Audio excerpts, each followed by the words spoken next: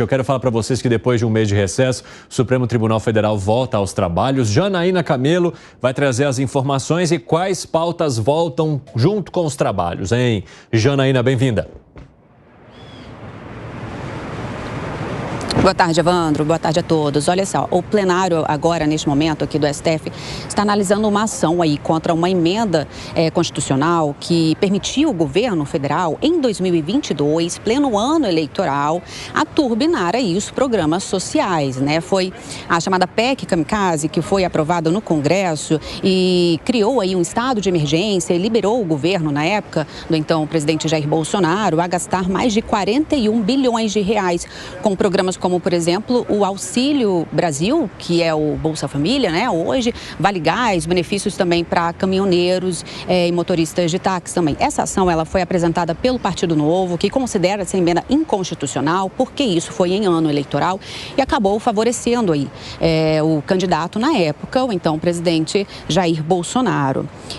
Outro assunto também que aconteceu hoje pela manhã aqui no STF, em relação à transparência no repasse de recursos por parlamentares por meio de emendas. Hoje de manhã teve aqui uma audiência de conciliação que foi conduzida pelo ministro Flávio Dino entre a AGU, representando aí o governo federal, os advogados da Câmara, os advogados do Senado, para tratar sobre orçamento secreto, né? Orçamento secreto onde os parlamentares podiam enviar recursos para os seus redutos eleitorais sem uma transparência certa por meio daquelas emendas de relator, né, chamadas RP9. Isso foi considerado inconstitucional aqui pelo Supremo. Então, esse caso ele foi tratado hoje pela manhã aqui, depois de um relatório que chegou aqui no Supremo, que foi elaborado por empresas aí, por entidades, na verdade, de transparência, indicando que esse orçamento secreto, essa prática continua sendo realizada pelos senadores e pelos deputados, e o ministro Flávio Dino entendeu que realmente até o momento nem o Executivo, nem o Legislativo conseguiram comprovar que estão cumprindo aí essa decisão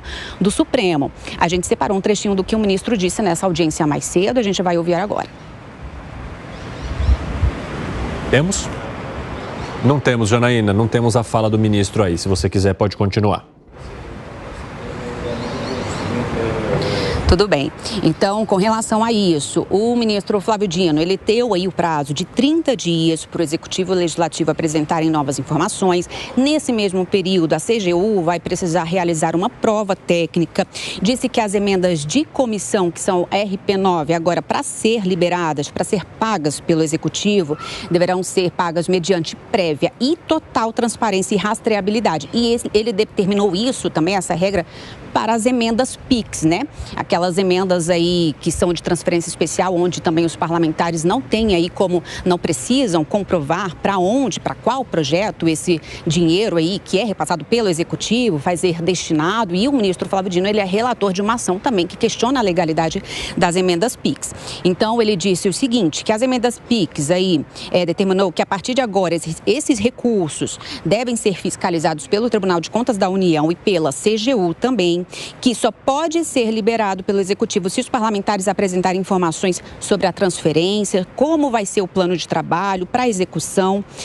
No caso das emendas aí para os recursos liberados para a saúde, esses recursos só podem ser executados após um parecer favorável das instâncias competentes do SUS. Estabeleceu também que a destinação das emendas deve ter absoluta vinculação federativa, ou seja, o senador e o deputado só poderão indicar aí esses recursos para o município ou estado do qual foram eleitos. Dino também deu o prazo aí de 90 dias para a CGU fazer uma auditoria de todos os repasses de emendas destinados aí para ONGs e entidades do terceiro setor entre 2020 e 2023. Só uma última informação também, Evandro, de uma decisão que teve hoje. O Estado de Minas Gerais foi favorecido aí por uma decisão do ministro Edson Fachin naquela questão da dívida de 165 bilhões que tem com a União, né? Fachin deu aí mais um prazo, a quinta vez aí que esse prazo é estendido, deu um prazo até dia 28 de agosto para que o Estado retome o pagamento dessa dívida.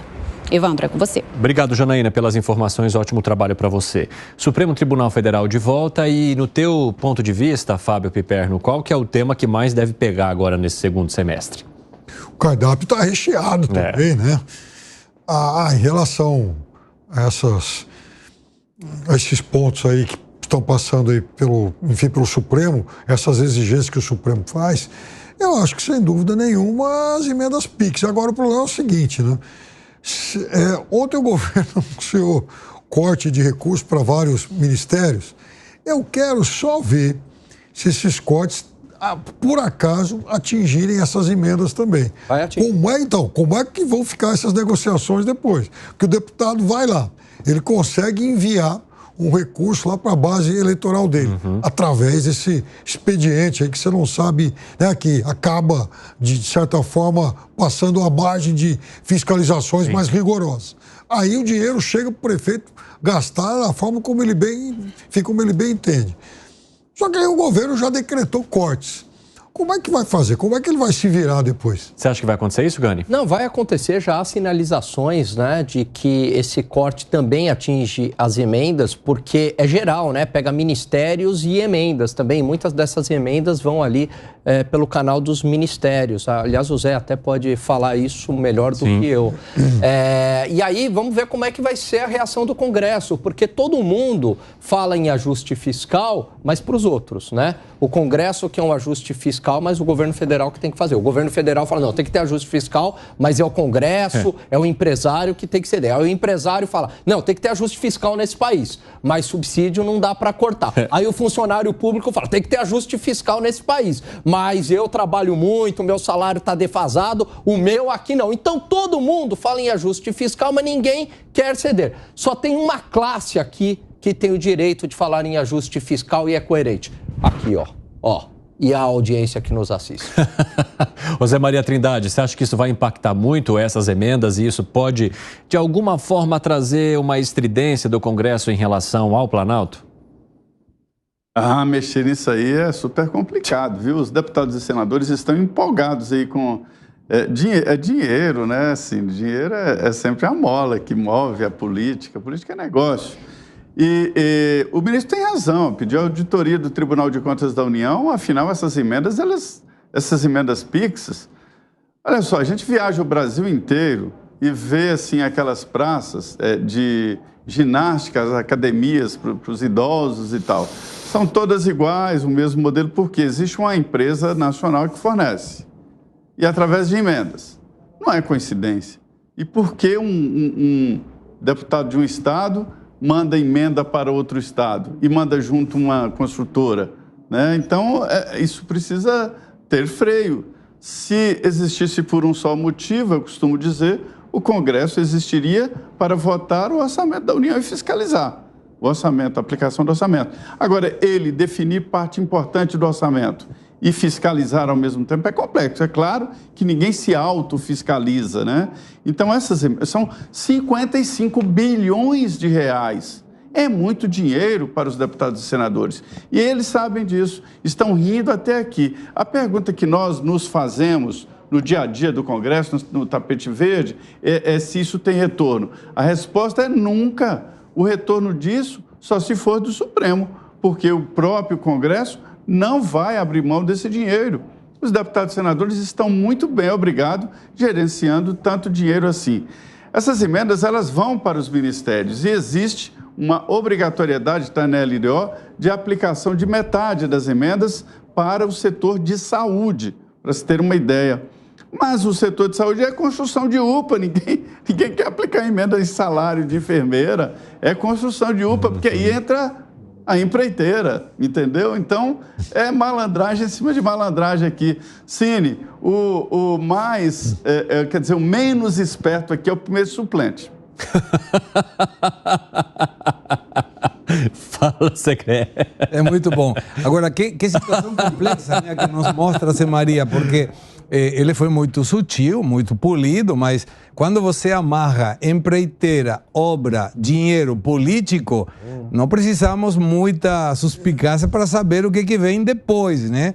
Eu estava prestando atenção que uma das determinações do ministro Flávio Dino foi que aquele deputado, senador de um estado só pode mandar dinheiro para o seu estado. E eu me pergunto, qual seria a vantagem de um político de mandar dinheiro para um estado que não tem votos para ele? É curioso. E quando você amarra isso indicando que as emendas saem do governo federal, autorizado pelo ministro das Relações Institucionais, bem na hora de que precisa ser votado alguma pauta de interesse do governo. E aí junta com o que o Zé Maria nos contou, e a situação deveria extinguir essas emendas, porque claramente são para uma chantagem de votação e para uma vantagem econômica, dependendo de quem for. E aí agrega, TCU deveria fiscalizar. Talvez seja melhor colocar tudo num âmbito só. Eu, deputado, senador, indico, eu quero que vá para tal lugar. E alguém que verifique se esse dinheiro tem justificativa e não necessariamente eleitoral, porque aí tem uma vantagem para outro candidato que não tem o dinheiro disponível para ele. E se isso está sendo bem utilizado e, sobretudo, os preços dessa construção do ginásio da cidade ou da quadra esportiva da cidade que tenha locação com o valor real dessa construção.